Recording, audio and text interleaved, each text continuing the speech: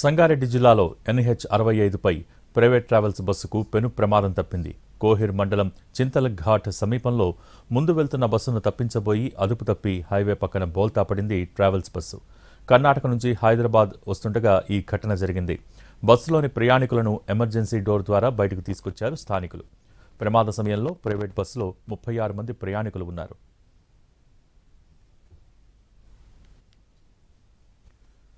దీనికి సంబంధించి మరిన్ని డీటెయిల్స్ మా ప్రతినిధి శ్రీనివాస్ అందిస్తారు.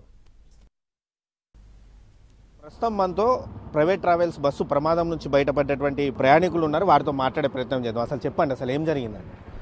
సార్, ఇది ముంబై నుంచి వస్తుంది bus sir. Dolphin private vehicle. నేను వాకడ్ పూణేలో ఎక్కాను.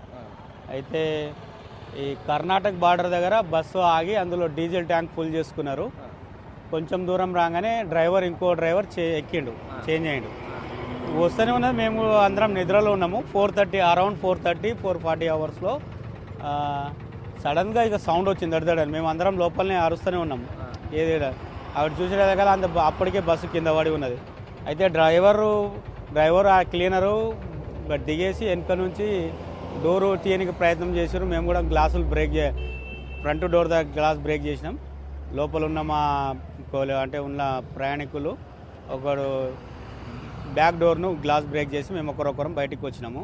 ఎవరికి దెబ్బలు ఏం తగలే, ఎవరికి ఏం అగలే, అందరం సేఫ్గా ఉన్నాం. ఒక పర్సన్కి మాత్రం ఈ కాళ్ళ దగ్గర ఇంజురీ, కొంచెం ఈ మన మాంసం బయటకు వచ్చినట్లు కనిపించింది. ఆయనకు అప్పుడే ఇమ్మీడియట్లీ అంబులెన్స్లో షిఫ్ట్ చేసి ఆయనకు హాస్పిటల్ పంపించారు.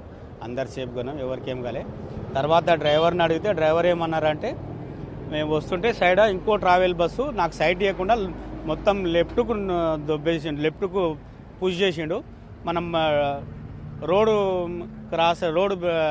ఎడ్జ్కి దిగింది, కంట్రోల్ కాలే. అప్పటికే లోపలికి వచ్చి బస్సు బొల్తా పడ్డది అని చెప్పిండు.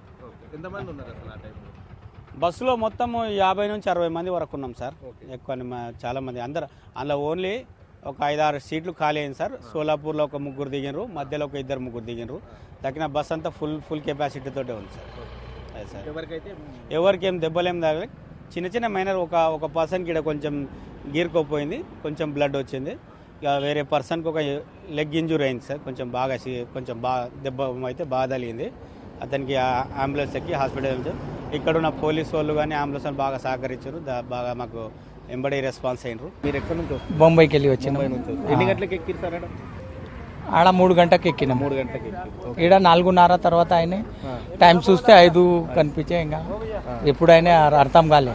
డ్రైవర్ ఏమన్నా మారిరా మధ్యలో?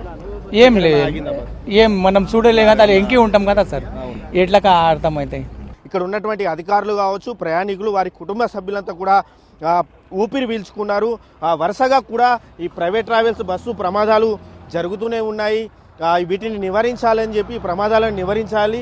అదేవిధంగా ప్రైవేట్ ట్రావెల్స్ బస్సుల యజమానులపై కావచ్చు, ప్రైవేట్ ట్రావెల్స్లపై చర్యలు తీసుకోవాలని డిమాండ్ చేస్తూ ఉన్నా కూడా ఏమన్నా ప్రమాద ఘటనలు జరిగినప్పుడే చర్యలు తీసుకుంటున్నారు తప్ప ఆ తర్వాత కంటితుడుపు చర్యలాగా వాటిని వదిలేస్తున్నారు. వరుసగా ప్రైవేట్ ట్రావెల్స్ బస్సులు వరుసగా జరుగుతూ ఉన్నాయి.